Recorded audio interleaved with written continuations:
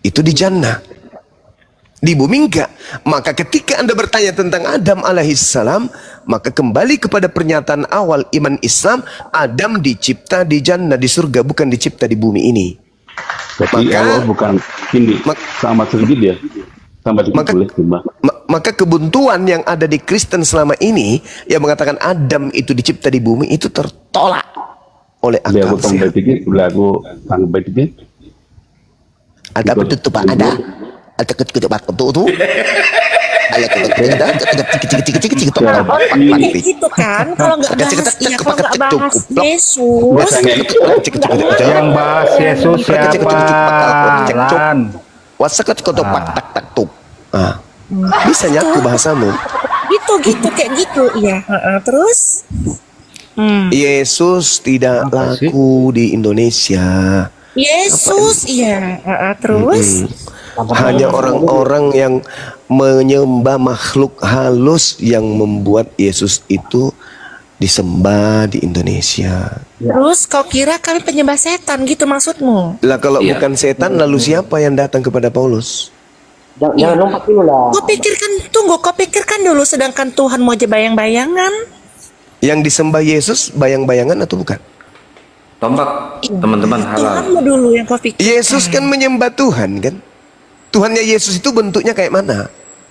Kotak, segitiga, lonjong, atau gimana?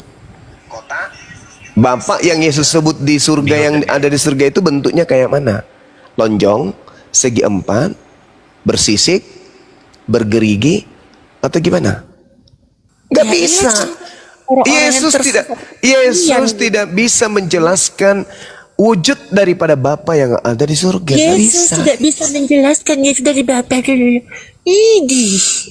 Emang bisa Yesus menjelaskan bentuk Bapa itu kayak mana? Wujudnya kayak mana?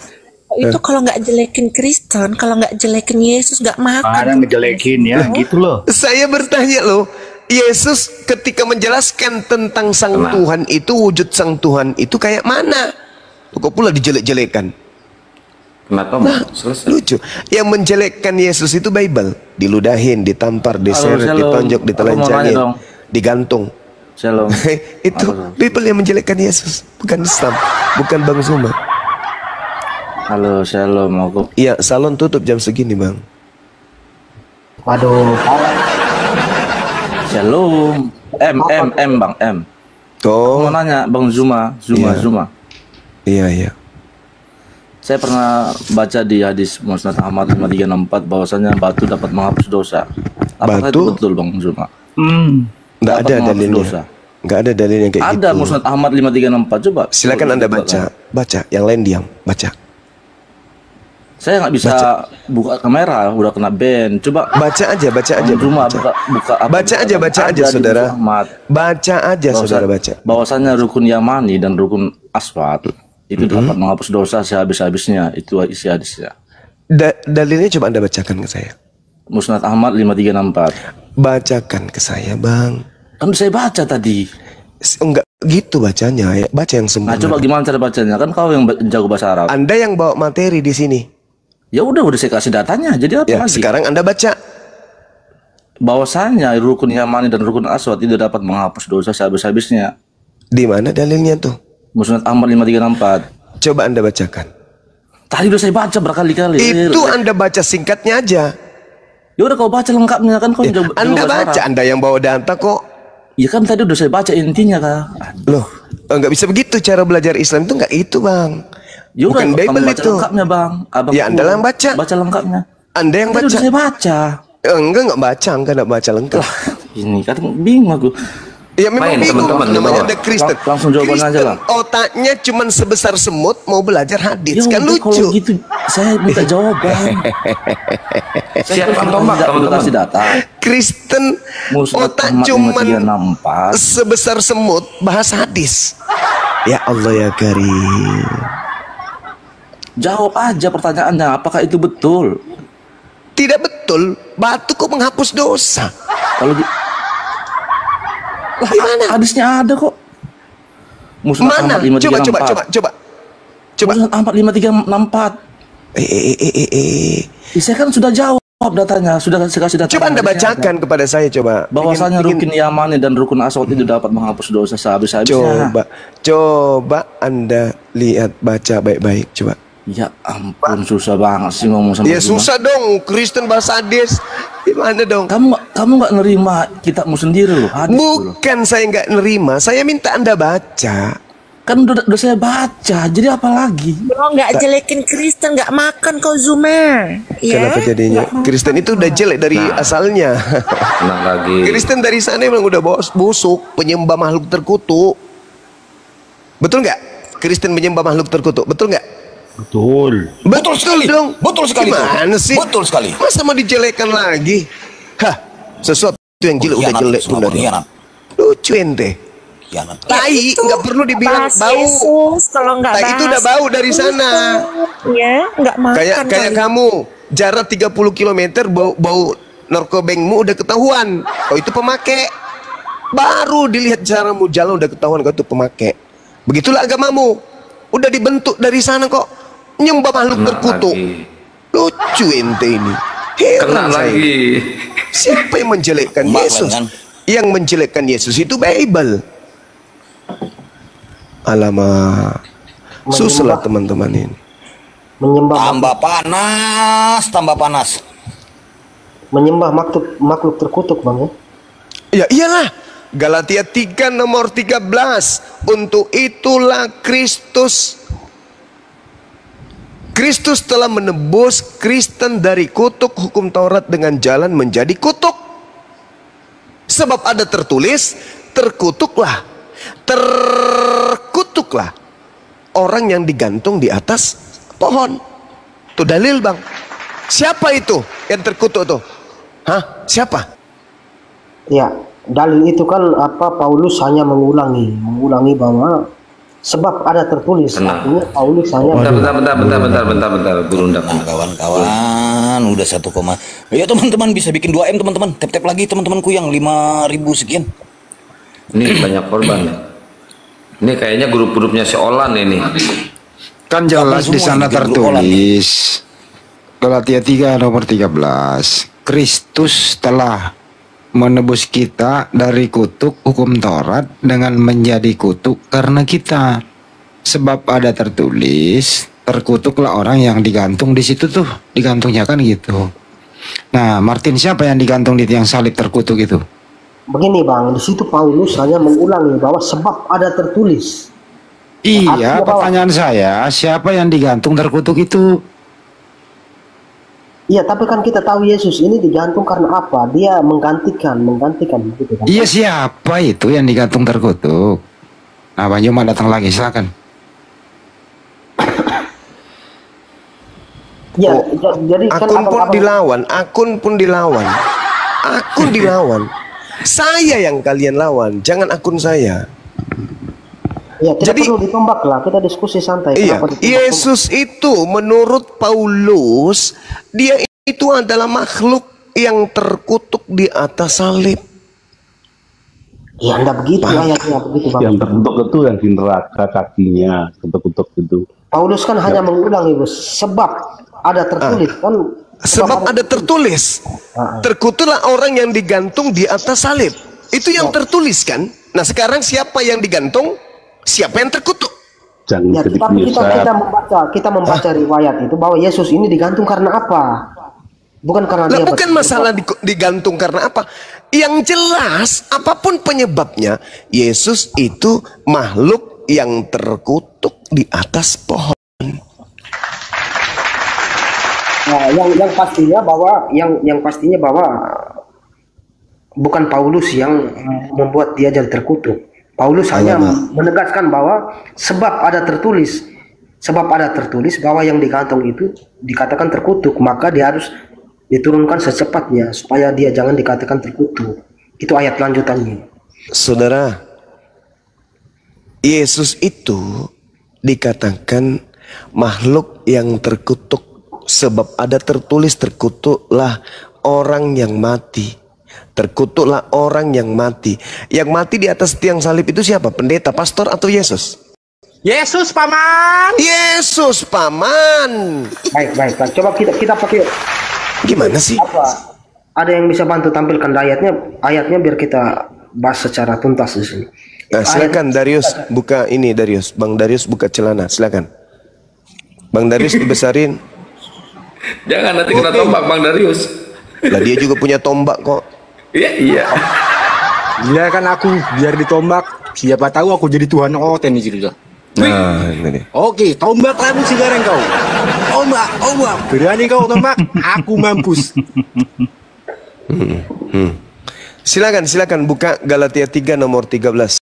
Bang Darius, silakan Bang. Siapakah engkau Tuhan? Kata Paulus. Itu bisa pernah.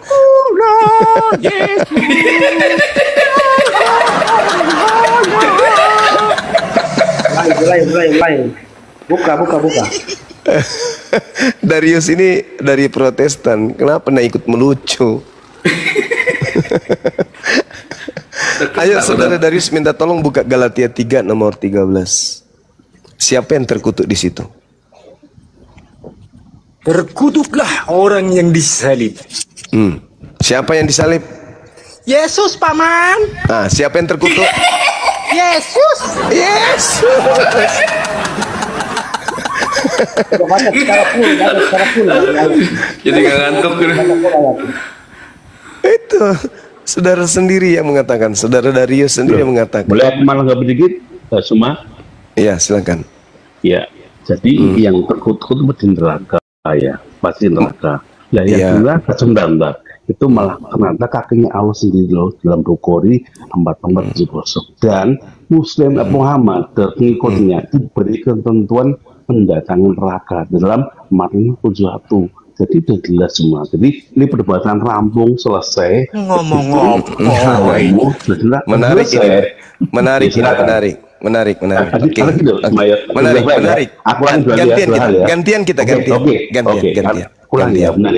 Gantian. Oke, jadi pertama lu kaki di neraka dalam Bukhari. Ya, gantian. Gak usah ngajarin saya. Saya ini gurumu. Oke. Kalau seekor ikan kecil, ikan kecil nih sebesar jarum disimpan di laut. Sebentar. Sabar dulu. Saudara Tuyul. Muhammad dan pengikutnya. Diam dulu, saudara. Diam dulu ya. Seekor ikan kecil yang tak berdaya. Kamu danang.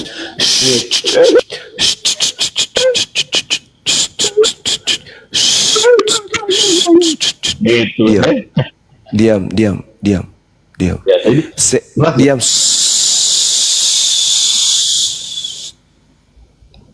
Diam.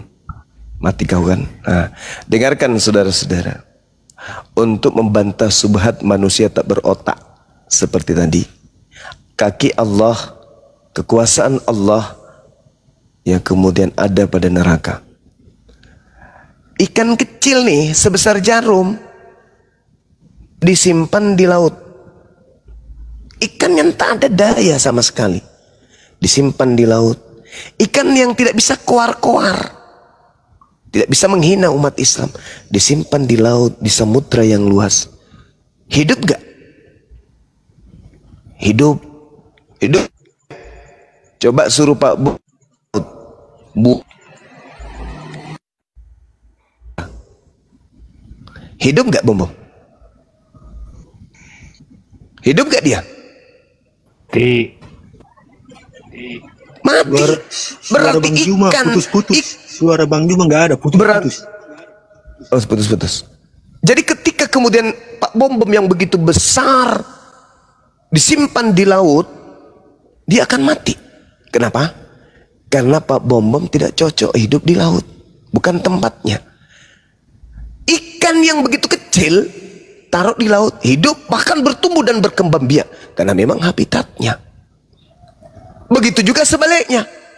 Suruh ikan yang paling besar di laut taruh di darat, mati karena bukan tempatnya, bukan habitatnya. Berlaku ndak itu bagi Allah? Allah ditaruh di, Allah kemudian menempati tahtanya misalnya di laut, atau dia di daratan, atau dia dimanapun, berlaku nggak hal seperti itu? Sifat makhluk pada Allah? Tidak. Tidak. Jadi neraka bagi Allah bukan seperti neraka bagi Kristen. Neraka itu tempatnya Kristen dibakar. Neraka bagi Allah hanya satu dari makhluk ciptaannya saja. Alamak, bahlulnya penyembah orang ini. Sederhana itu. Nah, ketika Anda mengatakan umat Islam masuk ke dalam neraka, ini tak kasih dalil ya.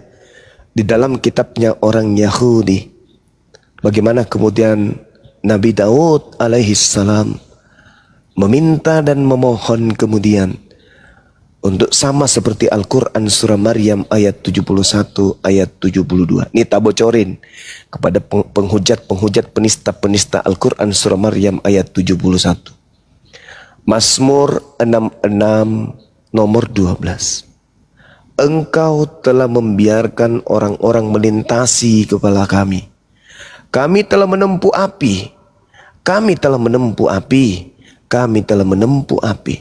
Tetapi engkau telah mengeluarkan kami dari api sehingga kami bebas. Tuh, ada. Ada di dalam kitabnya orang Yahudi. Terkait surat Maryam ayat 71. Yudas 1 nomor 23. Coba diplototin. Selamatkanlah mereka dengan jalan merampas mereka dari api. Tetapi tunjukkanlah belas kasihan yang disertai ketakutan kepada orang-orang lain juga. Dan bencilah pakaian mereka yang dicemarkan oleh keinginan-keinginan dosa.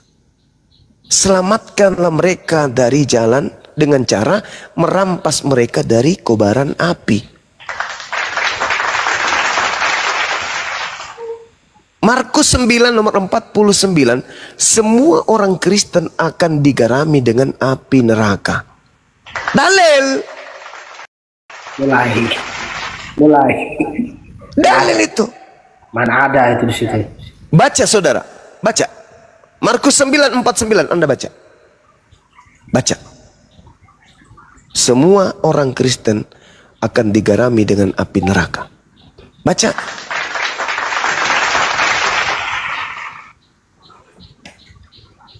Halo Bang Juma. Halo. Matius 7 nomor 22-23. Orang Kristen diusir ke neraka. Baca dalil. Ayo sama-sama Santai aja mati kita. kita Bang Juma. Sama-sama Kenapa? mati kita. Siapa yang diangkat di surga? Yang diangkat di surga tentu saya. Innalladzina qalu rabbuna Allah tsumma istaqamu. Kalau memang kau anak Allah, sama-sama mati kita. Siapa yang di surga? Apa maksudnya ini? Kenapa lompatlah jauh ke situ? Lawak-lawakan kau di sini. Waduh, Paulus lewat barusan itu. Buat aku bukan. Ayo Bang Juma. Bang Juma. Subhanallah. Sebelum kau lawan Banyuma, Siapa yang di surga? sebelum kau lawan Banyuma, kau belajar dulu bahasa Indonesia. Sebelum Anda mati, sudah tertulis dalam kitabmu Anda itu penghuni neraka. Gimana sih? Jangan kau bilang Yesus itu apa? Oh, Markus 9:49. Semua orang Kristen akan digarami dengan api. Udah. Yesaya 66 nomor 15, 16, 17. Semua pemakan babi Kristen akan digarami dengan api neraka. Udah selesai.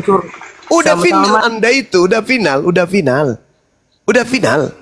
Sama. Matius 23 nomor 32, 33, 34 sampai 36. Jelas sekali. Yesus sendiri berkata, bagaimana mungkin kamu akan meloloskan dirimu dari api neraka? Jelas itu. Terlalu banyak drama. Matius 23 nomor 15. Hei, celakalah engkau wahai orang ahli Taurat, orang Farisi. Engkau menjelajahi daratan, menyeberangi lautan, mentobatkan orang. Dan setelah kau tobatkan orang, kau jadikan mereka orang neraka. Kau jadikan mereka orang neraka. Baik. Dan 2 kali lebih jahat daripada engkau sendiri. Kristen itu. Matius 7, 22, 23. Bukan setiap orang yang menyeru aku Tuhan akan masuk ke surga, melainkan dia melakukan kehendak Bapakku. Pada hari terakhir nanti banyak orang akan memanggil aku Tuhan. Bukankah Kristen memanggilmu Tuhan? Bukankah Kristen mengusir setan pakai nama Yesus? Bukankah Kristen bernubuat? bermujizat pakai nama Yesus. Pada hari terakhir itulah aku akan berterus terang kepada Kristen. Kalian semua adalah pembuat kejahatan. Enyahlah daripadaku. Aku tidak mengenal kalian. Matius 13 nomor 50. Pembuat kejahatan dilemparkan ke dalam api neraka. Kristen itu penghuni neraka berdasarkan Bible. Kalau begitu aku mending nyalu. Takut bang. Yang Turun pastinya dulu ya. tidak ada. Wah, kena gerundak kena lagi. Waduh. Ya, Bang Andi mewakili lah. Yang pastinya apa yang dikatakan Bang Suma tadi itu tidak ada satupun sebutan Kristen di dalamnya. Di tab-tabnya teman-teman jangan ini ya, jangan telat ya di gaspol teman-teman. Ini udah Kalau mulai kelas nih. bukan buat Kristen, jadi buat siapa? Di Yesaya itu bro, semua pemakan babi itu masuk neraka loh. Itu di perjanjian lama, kita bahas lagi lebih pokoknya lagi. Itu Nah giliran yang enak-enak kau dimakan dah. Giliran yang lucu perjanjian lama. Taruhlah. mau Konsisten. Mau serius kita bahas, tampilkan ayatnya kita bahas. Jangan ambil. Ya kan kamu punya Bible bisa perbandingan di situ. Gak usah tampil-tampilin lah. Sebentar, Bang Andi dulu. Kagak mungkin kalau kami Muslim itu berbicara tanpa data. Pasti saya juga meyakini, saya tidak membantah ayat itu, tetapi kita bahas dulu.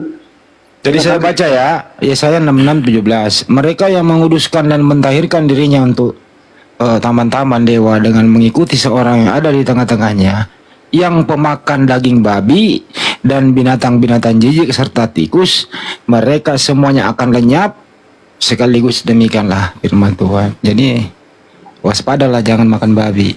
Siapa yang pemakan babi, binatang-binatang menjijikkan, ya selesai sudah kan. Iya, Yesaya ini kan Yesaya tulisan Musa, yang mana tulisan Musa ini meriwayatkan ulang perjalanan yang sudah lalu, mulai dari Ibrahim dan sebagainya, Daud setelahnya. Sementara perintah Musa yang dia terima langsung dari Allah itu cuma 10. Kalau Matius 9:49, Markus 9:49, karena setiap orang akan digarami dengan api. Nah itu. Coba Banyuma balik lagi, silakan Banyuma. Yesaya 66 itu tadi dulu selesaikan. Oh iya. Dia nggak percaya perjanjian lama katanya. Yesus itu mengajarkan perjanjian lama.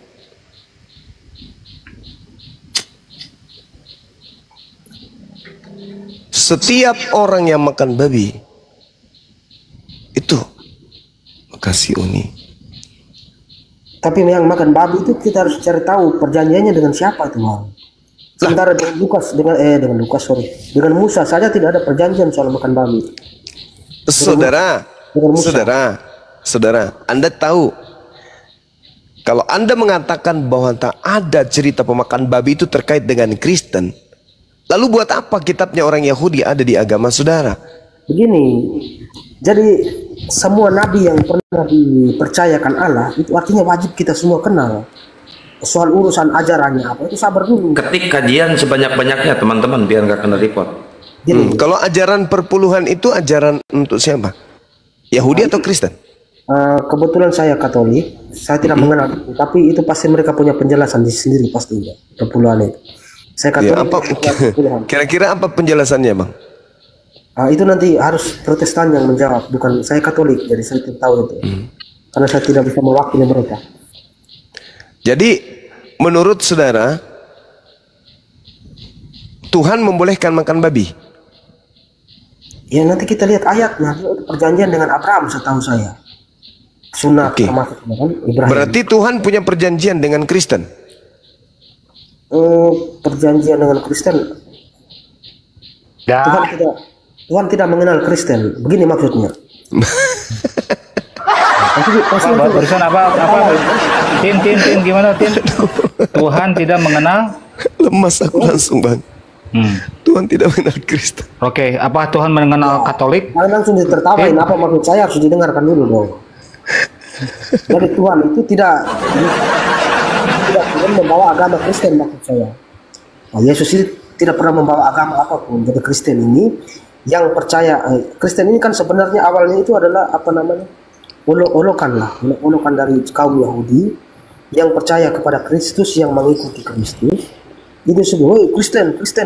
Nah, biasanya orang begitu kan, kalau zaman sekarang kalau kita mau mengolok orang, orang Yahudi waktu itu mau mengolok pengikut-pengikut yang percaya kepada Kristus ini, woi Kristen. Nah, kemudian seiring perkembangan zaman. Orang Yahudi. Iya, itu begitu memang. Bang, izin sebentar ya, sebentar saja aku mau menjawab masalah aku disuruh-suruh apa, ditanya masalah itu apa, berashadu. Katanya kapan itu, baik akan jawab sekarang. Hidayah itu nanti bakal datang setelah Lebaran. Terima kasih, aku udah jawab dia. Kapan itu hidayah datang. Ya mudah-mudahan aja Pak, umurmu masih sampai Lebaran ya. Karena Darius ini kenapa? Karena dia masih males puasa itu.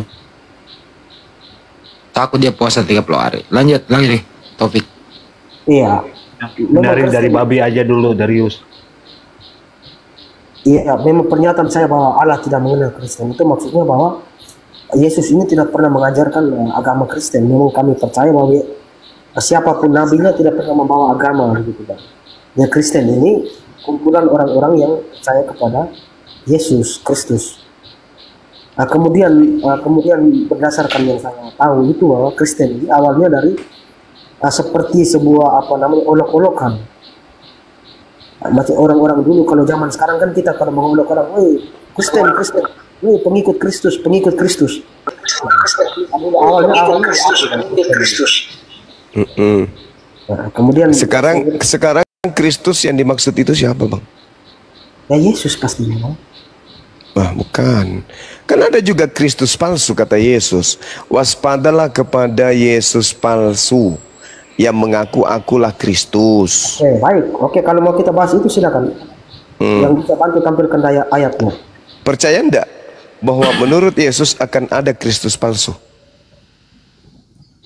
Percaya pastinya, tetapi siapa dulu? Siapa dulu? Nah, oke. Kristus palsu itu menyesatkan banyak orang. Percaya? Boleh. Percaya pasti. Oke, sekarang mana banyak orang yang disesatkan oleh Kristus palsu itu? Ya, makanya tampilkan ayatnya supaya kita bahas, Bang. Kan ada dua Kristus tuh. Kristus asli, Kristus palsu. Kristus asli Yesus. Oke, pengikutnya Bani Israel. Nah, ada lagi Kristus yang datang kepada Kristen, pengikutnya Kristen. Nah, sekarang pertanyaan saya, orang banyak yang disesatkan Kristus palsu itu mana? Orang banyak. Harus pakai dalil dong, harus tampilkan Matius 24 nomor 4 dan nomor 5.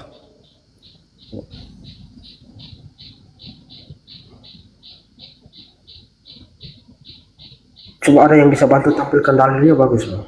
Karena sudah pernah kami bahas soal itu Yesus marah di depan ahli-ahli Taurat dan kaum Farisi itu bahwa kalian ini pembuat kejahatan, kalian menyeberangi lautan menobatkan satu orang dan sebagainya itu. Nah, itu sebenarnya Yesus marah langsung di depan kaum Farisi itu. Jadi tujuannya bukan ke Paulus sebenarnya. Itu Paulus, Bang. Siapa orang Farisi yang nyeberangi lautan, menjelajahi daratan?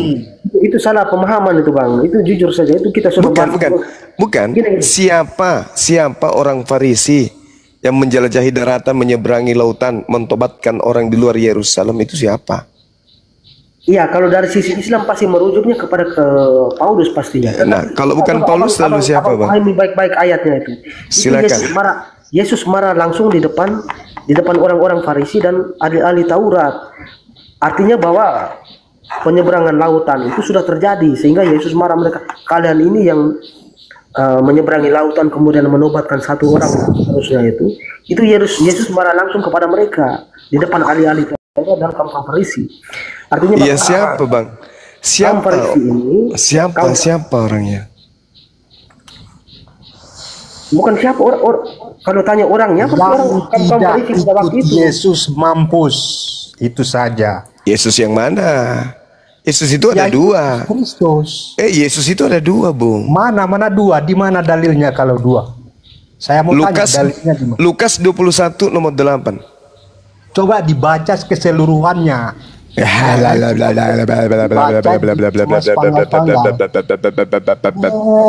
Waspadalah kepada penyesat yang datang kepadamu dengan memakai nama Yesus.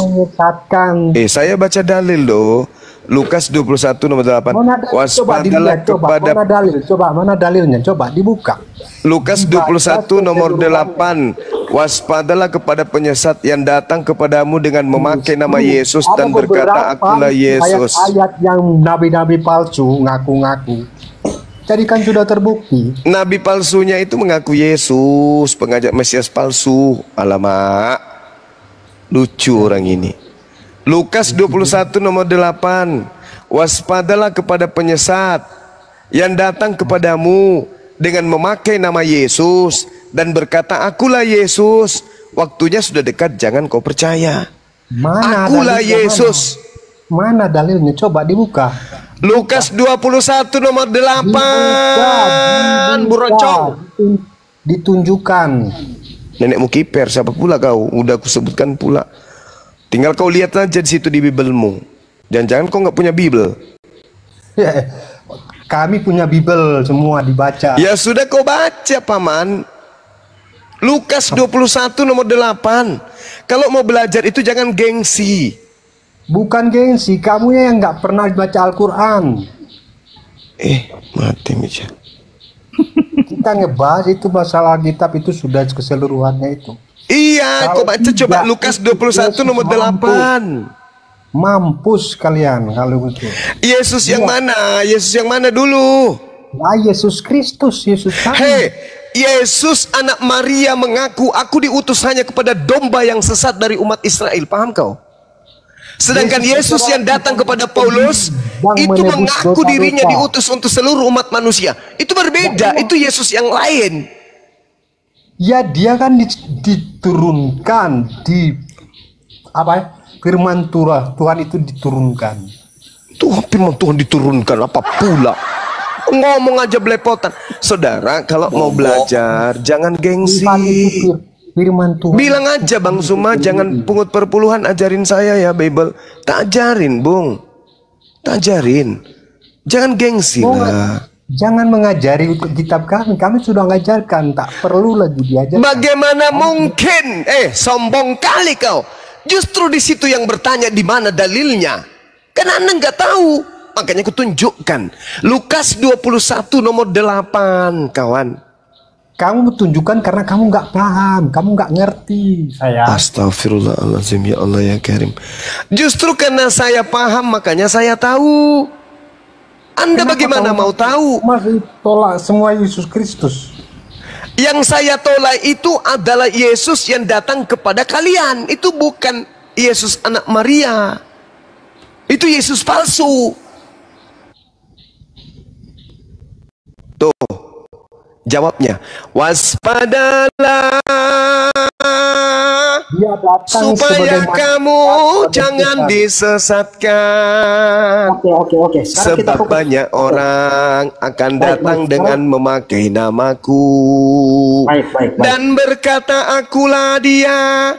Dan saatnya sudah dekat, jangan kamu mengikuti mereka. Penyesatnya datang dengan memakai nama siapa? Jawab. Baik. Sekarang Bang Ali. Penyesatnya datang dengan memakai nama siapa? Yesus. Nama Yesus. Saya ulang. Penyesatnya datang dengan memakai nama siapa? Baik. Bang Alif, nama Yesus. Yesus, Paman. Nama Yesus. Jangan bergeser. Yang datang kepada Nabi Muhammad pernah nggak ngaku Yesus? Enggak.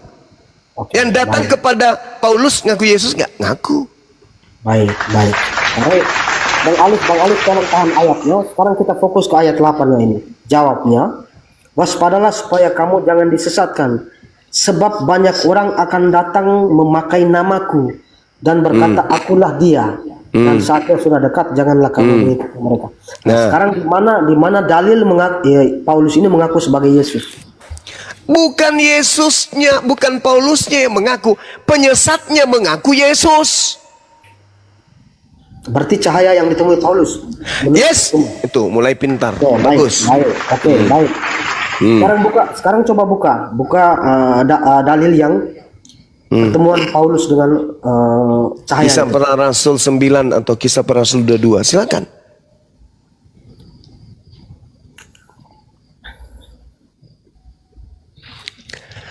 Akulah Yesus yang kau aniaya. Tuh, baca tuh. Siapakah engkau Tuhan? Katanya, akulah Yesus. Nah, siapa ini? Siapa ini yang datang nih? Oke, baik. Siapa ini? Sekarang coba ada dalil sebelumnya tadi. Coba baca selengkap ada ayatnya itu, Bang. Apalagi mau dibaca lengkap, saudara? Ayat yang tadi, yang sebelumnya ditampilkan, di situ kan ada tanda-tanda perang dan sebagainya. Sementara di sini tidak ada. Di sini cahaya itu tidak memberikan tanda-tanda perang dan sebagainya. Itu tidak ada. Dengarkan, Bung. Pada saat kemudian ini belum terjadi, oke? Perang huru-hara itu lebih dulu kemudian terjadi. Dengarkan, ketika yang dimaksud di dalam pengakuan Yesus, sebelum itu terjadi huru-hara bla bla bla bla dan seterusnya. Apa kata Yesus di data nomor 12-nya di Lukas 21 tadi? Lukas 12-nya di data 12-nya apa dikatai oleh Yesus di sana? Namun sebelum itu terjadi, kamu terlebih dahulu ditangkap, dianiaya, disesat. Coba baca nomor 12-nya, Dinda. Tuh. Apa itu?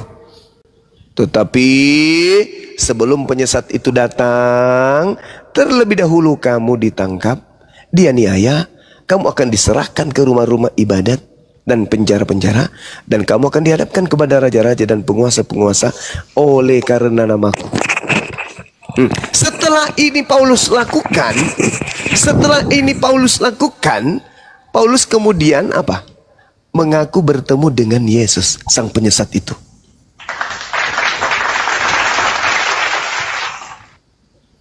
Oke, baik, coba Bang Alif bisa perikopnya soal apa? Diresapi lah, jangan coba-coba terus. Lari lagi ke perikop. Iya, kalau hanya bahasa satu ayat sini saja kan kita mau simpulkan gimana? Yang memberikan perikop itu kan orang Indonesia, Bang. Iya, sebelumnya dalilnya nggak ada perikopan. Kita bisa tangkap poinnya dari sekian. Sekarang pertanyaannya gini aja. Siapa yang pernah melakukan penangkapan penganiayaan terhadap murid Yesus? Itu aja dulu poinnya. Selain Paulus pasti ada juga. Siapa? Tidak dituliskan. Kenapa yang ditulis Anda tidak percaya? Ya memang tidak dituliskan. Ya kenapa Anda mencari yang tidak tertulis sementara yang tertulis Anda ingkari? Ya tapi coba kembali fokus ke sini dulu. Ayat 12 ini mau lari kemana? Saya udah katakan kepada saudara di dalam Kisah Para Rasul 22 nomor 4, dan aku telah menganiaya pengikut-pengikut Tuhan sampai mereka mati, laki-laki dan perempuan kutangkap dan kuserahkan ke dalam penjara. Itu pengakuan Paulus. Iya, tapi kalau ambil satu ayat begini, bagaimana saya mau bisa bernarasi? Kan tidak jelas nih ayat ini kepada siapa. Kita harus baca satu perikopnya. Nomor 8-nya, waspadalah kepada penyesat yang datang kepadamu dengan memakai nama Yesus dan berkata, akulah Yesus, waktunya sudah dekat, jangan kau percaya. Tetapi sebelum semuanya itu, kamu akan ditangkap terlebih dahulu, dianiaya, diserahkan ke rumah ibadat, di penjara-penjara. Secara sistematis dalilnya jelas pun. Begini Bang, di atas coba baca ayat sebelumnya, ada penyakit sampar, kelaparan, dan itu kita mau kaitkan dengan Paulus ini gimana ceritanya? Makanya harus baca selengkapnya dulu. Ini memang terjadi sebelum penyakit sampar terjadi, sebelum kemudian orang menimpa kelaparan dan seterusnya. Ingat saudara, ingat. Sebelum itu semua terjadi, terlebih dahulu murid-murid Yesusnya ini teraniaya dan seterusnya. Apa yang terjadi setelahnya kemudian? Aduh, Bang Alif, itu ayat surat apa itu?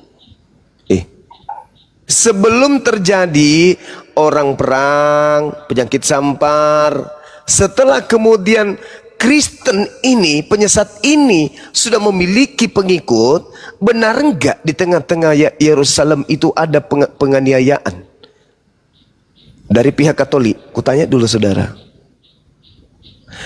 Taurat dibakar habis, siapa yang membaca Taurat dibunuh, benar enggak terjadi setelah Paulus mengaku bertemu dengan Yesus? Terjadi nggak, Bung? Sabar dulu Bang, itu saya tidak bisa memberikan narasi. Loh, tidak bisa. Dengarkan. Romawi menguasai keadaan di Yerusalem. Apakah Romawi kemudian menghancurkan Yerusalem pada saat itu? Enggak. Bahkan Pilatus tidak mau menghukum Yesus kan. Tapi setelah Paulus menjadi paus di Roma, Yerusalem babak belur, hancur lebur, peperangan terjadi di mana-mana, penindasan terjadi di mana-mana. Tanda-tanda yang dahsyat terjadi kemudian di tengah-tengah Yerusalem oleh orang-orang yang mengaku sebagai pengikut Yesus melalui tangan Paulus. Terjadi nggak itu? Pembantaian kepada orang Yahudi. Terjadi nggak? Jadi Paman. Terjadi ratusan tahun. Ratusan tahun. Sampai kepada sahabat Rasulullah berhasil mengusir orang-orang Roma dari Yerusalem.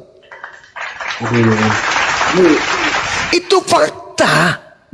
Bahasnya per ayat lah Bang. Tadi katanya satu perikop, sekarang per ayat. Saudara tidak akan pernah bisa lari kemana-mana. Saya menjelaskan secara sistematis loh padahal. Yesus mengatakan waspadalah kepada penyesat yang datang kepadamu dengan memakai nama Yesus dan berkata akulah dia, waktunya sudah dekat, jangan kau percaya. Akan terjadi perang di mana-mana, penyakit sampar, kelaparan, bla bla bla bla bla bla bla. Titik. Namun sebelum itu semua terjadi, terlebih dahulu kamu ditangkap, kamu disesah, kamu dipenjarakan dan seterusnya. Setelah itu terjadi, Paulus berjaya. Baca Matius 12 nomor 43 sampai nomor 45. Baca tuh. Ketika ada orang bertobat, keluar roh jahat pada dirinya. Roh jahatnya keluar, berjalan ke padang pasir, ke padang yang tandus, mencari pemberhentian, tapi tidak menemukan pemberhentian. Maka roh jahat itu kembali kepada orang yang bertaubat tadi. Setelah dia datang kepada orang yang bertobat tadi, bersih, tersapu bersih, dia keluar memanggil 7 roh jahat bersama dengan dirinya, masuk kembali kepada Paulus. 8 roh jahat masuk ke dalam Paulus, lalu Paulus kemudian jauh lebih jahat daripada sebelum ia bertobat. Apa kata Yesus? Dan ini juga akan berlaku terhadap angkatan jahat ini. Siapa angkatan jahat? Orang Farisi. Pilih-pilih nomor 3. Paulus mengaku, aku adalah orang Farisi. Angkatan jahat, sabar dulu. Angkatan jahat, Matius 12 nomor berapa tadi itu? Nomor berapa itu kawan-kawan? Angkatan jahat. Nomor 48. 38 sampai nomor 40. Angkatan jahat ini minta satu tanda, dan tidak akan diberikan satu tanda kecuali tanda Yunus. Sebab 3 hari 3 malam dalam perut bumi, demikian juga anak manusia 3 hari 3 malam di perut bumi. 30 perut ikan, begitu juga anak manusia dalam perut bumi. 3 hari 3 malam. Bangkit pada hari ketiga itu adalah simbol angkatan jahat. Paulus ajarkan nggak? Paulus ajarkan nggak simbol angkatan jahat ini? Ajarkan. Makanya orang Kristen percaya kebangkitan pada hari ketiga. Padahal kebangkitan hari ketiga adalah tanda untuk orang jahat. Matius 12 nomor 38 sampai nomor 40. Ya, nggak bisa begitu lah diskusinya. Harus satu-satu bahasnya. Lalu loncat ke Lukas 21. Waspadalah kepada penyesat yang datang kepadamu dan memakai namaku dan berkata akulah dia, waktunya sudah dekat, jangan kau percaya. Akan terjadi bla bla. Namun sebelum itu terjadi, terlebih dahulu kamu disesah bla bla bla bla bla bla. Siapa yang menyiksa dan menyesah kemudian murid-murid Yesus? Paulus. Setelah itu Paulus bertobat kan? Setelah Paulus bertobat, apa yang diajarkan kemudian? Apakah kebaikan? Enggak. Tuhan yang tadinya maha suci, maha tinggi, tidak serupa dengan apapun, dirubah oleh Paulus kemudian menjadi manusia. Jauh 2 kali lebih jahat daripada sebelumnya. Karena dia sudah kerasukan 8 iblis dalam dirinya. Coba. Dari mana Paulus mendapatkan bisikan kalau hukum Taurat itu adalah kutuk? Dari mana Paulus mendapatkan bisikan kalau dengan mengatakan bahwa hukum Tuhan yang datang kepada Bani Israel itu adalah skubalon, tinja, sampah? Dari mana Paulus mendapatkan ilmu-ilmu itu? Untuk itulah Yesus mati agar dia bangkit menjadi Tuhan bagi orang yang mati maupun orang yang hidup. Dari mana Paulus mendapatkan ilmu-ilmu itu? Dari mana? Ya dari makhluk itu tadi yang datang kepadanya, yang bukan Yesus tapi ngaku Yesus. Waspadalah kepada penyesat yang datang kepadamu dengan memakai nama Yesus dan berkata, akulah Yesus. Siapakah engkau? Akulah Yesus yang kau niaya. Yesus sudah mengatakan jangan kau percaya. Waduh, itu harus dibahas satu-satu bang, tidak bisa dicomot-comot begitu ayatnya. Nah, silakan Anda memulai. Kita sudah silakan Anda memulai. Dari mana Anda ingin membuktikan? Akarnya adalah Anda harus mengakui dulu bahwa Yesus mengatakan akan muncul penyesat alias planos, iblis yang datang dengan memakai nama Yesus. Anda akui dulu itu. Ya pastinya, tapi harus dibaca sekarang. Sekarang tolong tunjukkan di mana pernah datang penyesat memakai nama Yesus. Akulah Yesus. Selain yang datang kepada Ananias, Paulus, penulis Matius, dan juga kepada penulis Wahyu. Tolong tunjukkan di mana itu ada orang mengaku Yesus. Baik. Ingat Bung, ingat saudara, ini saya kasih gratis ilmunya. Galatia 1 Anda baca nomor 12, nomor 11, nomor 12. Aku menerima Injil bukan dari manusia. Yesus mengajarkan Injil sebagai manusia. Oke? Yesus mengatakan dirinya sebagai manusia. Paulus mengaku menerima Injil bukan dari manusia. Berarti bukan dari Yesus. 2 Yohanes 1 nomor 7. Siapakah penyesat itu? Bukankah dia yang pergi ke seluruh dunia yang tidak mengaku Yesus Kristus datang sebagai manusia? Siapakah antikristus itu? Yang tidak mengaku Yesus datang sebagai manusia. Wahai Paulus, ya paman, yang datang kepadamu manusia atau bukan? Galatia 1 nomor 12. Paulus mengatakan bukan. Tapi siapa? Yesus Kristus. Halo, 2 Yohanes 1 nomor 7. Barang siapa yang berkata Yesus Kristus datang bukan sebagai manusia, maka dia adalah penyesat. Dia adalah iblis. Baik. Sekarang tapi faktanya bahwa semua Kristen di seluruh dunia mengaku itu Yesus datang sebagai manusia. Tidak ada satupun yang tidak itu bang. Itu kebohongan dan kemunafikan. Anda ngerti tahu orang munafik? Lain di mulut, sabar. Lain di mulut, lain di perbuatan. Orang Kristen mengatakan Yesus itu datang sebagai manusia. Coba Anda lihat ke gereja. Siapa yang mereka sembah? Lain di mulut, lain di perbuatan. Itu munafik. Makanya Yesus berkata, waspadalah, celakalah engkau wahai orang Farisi, ahli Taurat, wahai orang munafik. Lain di mulut, lain di perbuatan. Anda mengatakan Yesus datang sebagai manusia. Hanya orang gila yang mau menyembah manusia. Yang Anda sembah manusia atau bukan? Yang kita sembah sesuai perintah Yesus, berdoalah. Yang Anda sembah manusia atau bukan?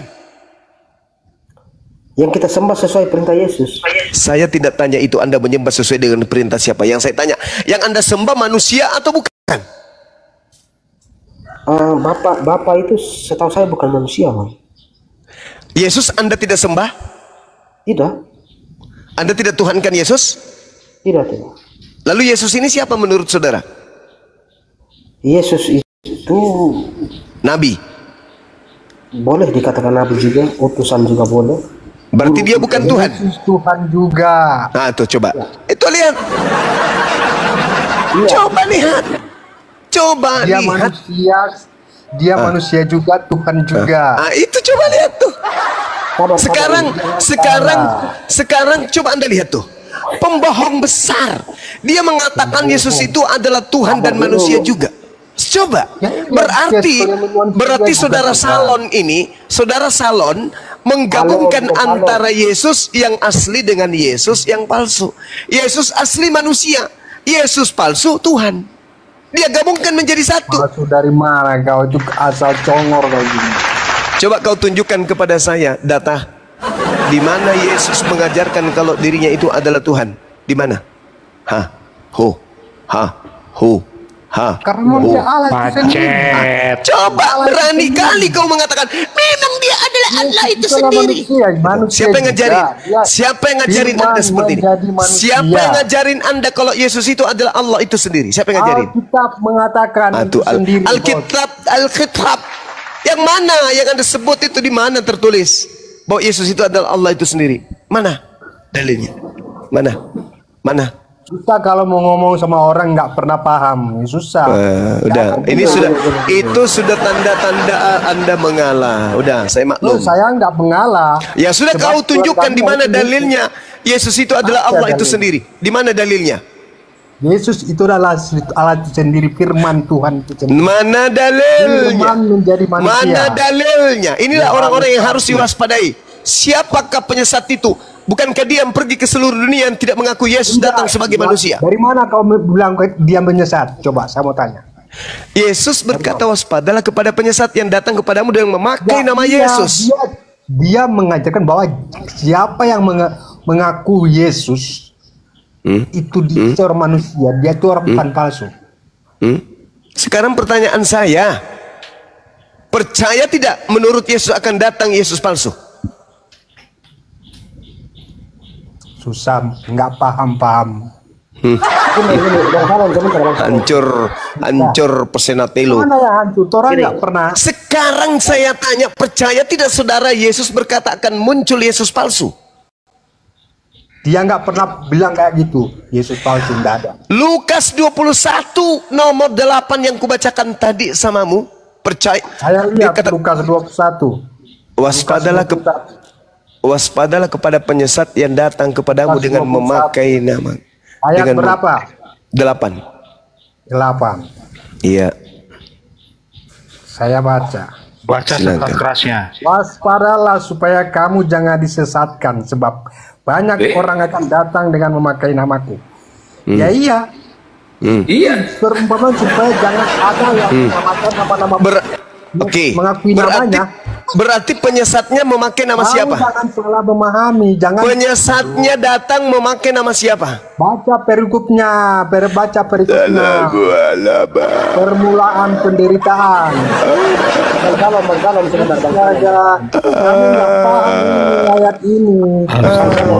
Itu ayat jelas banget kamu kok. mengikuti mereka yang mengaku Yesus. Penyesatnya datang dengan memakai nama siapa? Terus dia katakan di situ, janganlah kamu mengikuti mereka. Iya, mereka ini penyesat ini menggunakan nama siapa? Penyesat ini memakai nama siapa? Tidak ada nama Yesus di sini. Namaku.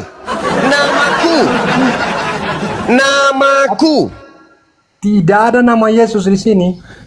Namaku di situ siapa? Nama Yesus siapa? Kan gila kan? Siapa nama Presiden Soeharto? Kan gila namanya itu.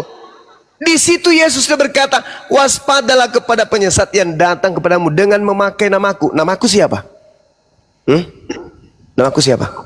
Alah, Yesus. kamu itu nggak pernah Bang Salom, Bang Salom, izin. Begini, ini sebenarnya ada keterbatasan penerjemahan ke dalam bahasa Indonesia, Bang.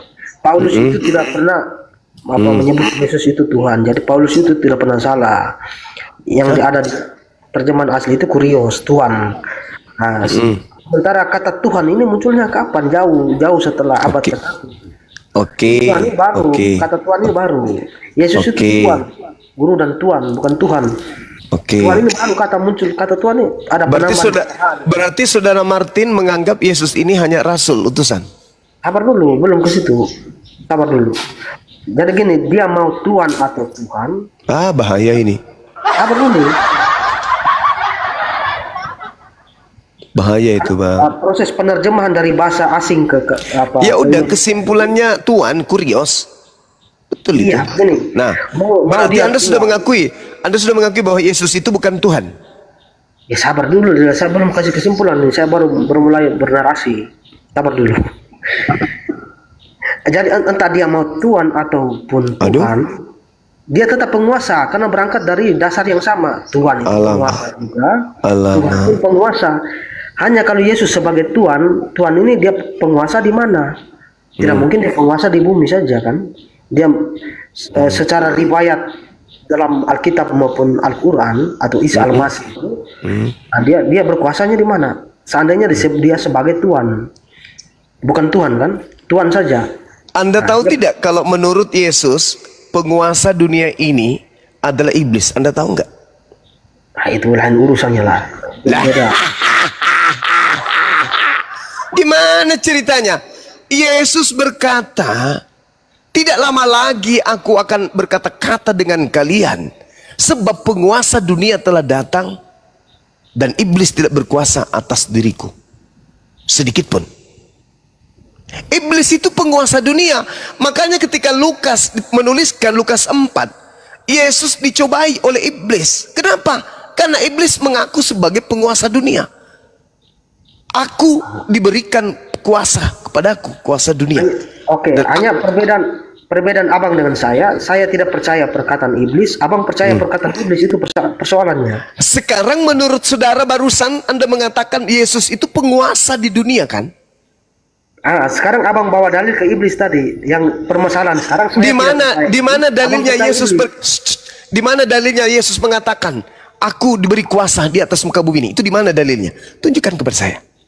Ya, pada saat dia diangkat ke surga kan? Nah, sekarang pertanyaan saya, di mana Yesus mengatakan kepadaku telah diberi kuasa di dunia?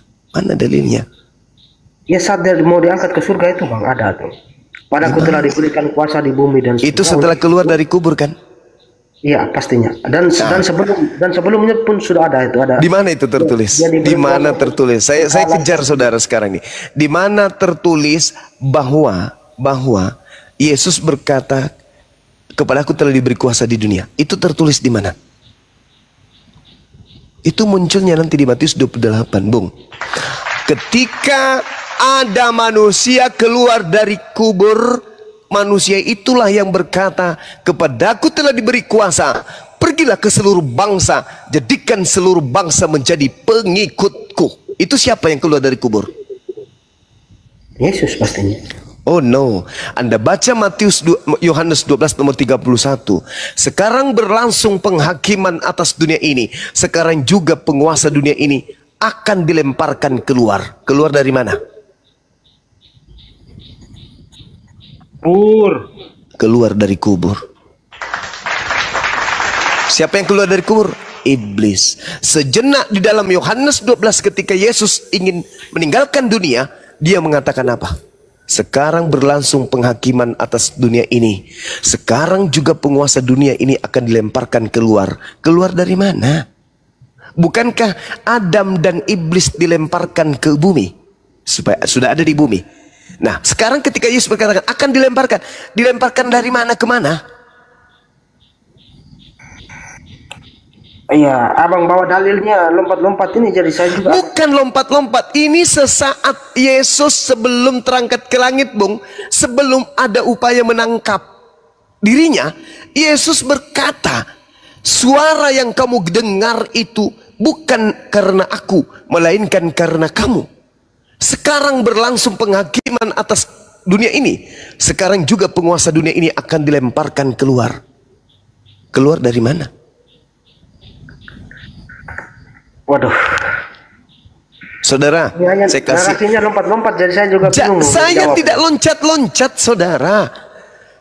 Anda yang tidak mau jujur menjawab, jawab aja. Iblis dimasukkan ke dalam kubur. Tertulis di Yesaya 14 nomor 15. Iblisnya dikatakan, sebaliknya ke dalam alam kubur aku masukkan engkau. Ke alam maut yang paling dalam aku masukkan engkau. Jadi iblis itu ada di alam maut, di alam kubur. Kemudian 2 Petrus 2 nomor 4. Iblis itu dilemparkan ke dalam gua-gua yang gelap. Ingat saudara, ingat. Jasad yang Anda kira Yesus dimasukkan ke dalam gua milik Yusuf Arimatea. Yesus mengatakan angkatan jahat ini minta satu tanda, dan tidak diberikan tanda kecuali tanda keluar dari kubur pada hari ketiga. Siapa yang keluar dari kubur? Iblis. Siapa yang mengatakan kepadaku telah diberi kuasa? Iblis. Siapa yang merintahkan pergilah ke seluruh bangsa, jadikan seluruh bangsa menjadi muridku? Itu siapa? Iblis. Siapa yang menjadi banyak pengikutnya sekarang ini? Iblis. Kok tertawa? Bagaimana diskusinya malah begitu? Harus satu-satu lah. Terus baca sendiri. Anda harus mengakui bahwa apa yang saya sampaikan ini adalah kebenaran. Iya, boleh saja, tetapi harus saya uji dulu. Itu kan lompat-lompat. Mari kita uji. Mari kita uji, saudara. Mari kita uji. Mohon Anda gunakan akal sehat. Yesus di dalam Matius 15 nomor 24 mengaku, aku diutus hanya kepada domba yang sesat dari umat Israel. Matius 10 nomor 5 nomor 6, Yesus berpesan kepada ke-12 muridnya, jangan ke bangsa lain, tapi pergilah kepada dombaku yang hilang dari umat Israel. Itu pengakuan Yesus. Tolong tunjukkan di mana pengakuan Yesus sebelum ada orang keluar dari kubur bahwa dia diutus untuk seluruh bangsa. Tunjukkan. Ada dalilnya? Tak ada. Baik. Begini Bang. Sepengetahuan saya, semua nabi tanpa terkecuali itu tidak usah pakai. Ke Yesus aja dulu. Yesus itu barusan yang ditanya Bang Juma itu aja dulu. Semua Bang, semua tanpa terkecuali siapapun seorang nabi itu pasti akan diutus di suatu tempat saja. Nah, itu betul. Kemudian ajaran itu disebarkan oleh orang lain ke seluruh bangsa. Nggak bisa, nggak boleh. Yesus berpesan kepada ke-12 muridnya jangan ke bangsa lain, nggak boleh. Yesus loh, ini yang asli Yesusnya. Jangan ke bangsa lain, itu yang asli. Sekarang yang keluar dari kubur berbeda. Kepadaku telah diberi kuasa, baik di langit maupun di bumi. Pergilah, jadikanlah seluruh bangsa menjadi pengikutku. Itu siapa? Kok bertentangan dengan Yesus? Sedangkan Yesus berkata, waspadalah kepada Yesus palsu yang datang kepadamu dengan memakai namaku dan berkata, akulah Mesias. Dia akan menyesatkan banyak orang. Nah sekarang mana Yesus yang memiliki pengikut banyak itu mana? Kristen kan? Maka pada endingnya sebatas narasi begitu ya siapapun bisa lah. Harus kita uji satu persatu dalilnya itu. Silakan. Yang mana yang Anda ingin uji? Yesus datang sebagai manusia. Paulus mengatakan dia menerima Injil bukan dari manusia. Uji aja itu. Siapa Yesus yang bukan manusia ini? Anda sendiri mengatakan dia manusia, Yesus manusia. Siapa Yesus yang bukan manusia ini? Yang datang kepada Paulus siapa?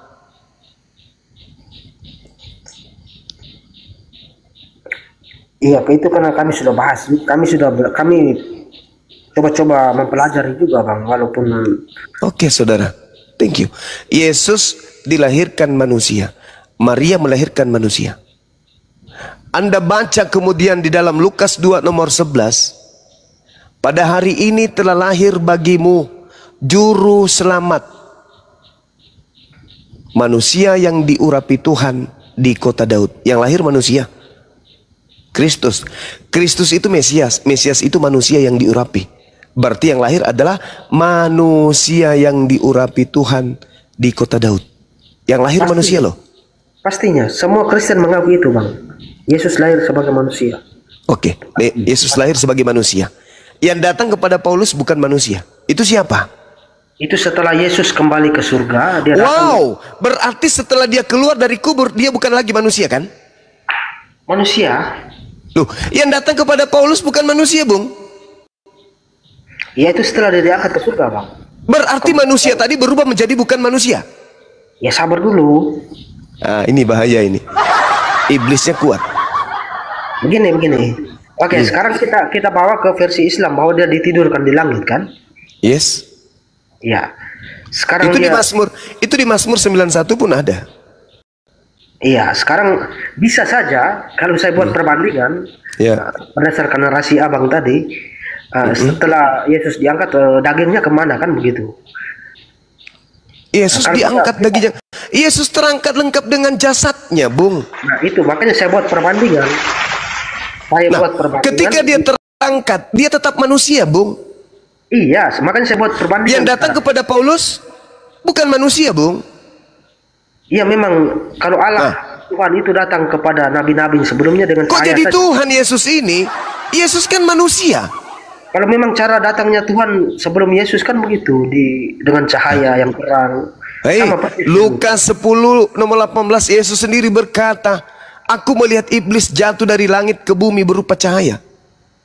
Yang datang kepada Paulus hanya berupa cahaya. Sedangkan dia melihat Allah dengan cahaya juga. Berarti yang mana yang benar? Oke, sekarang jangan tanya itu. Sekarang saya tanya sama saudara. Kisah Para Rasul 1 nomor 11. Malaikat berkata, Yesus yang kau lihat terangkat ke langit akan datang kedua kalinya, sama seperti engkau melihat terangkat ke langit. Yesus terangkat dengan jasad, datang kedua kalinya dengan jasad. Yesus berkata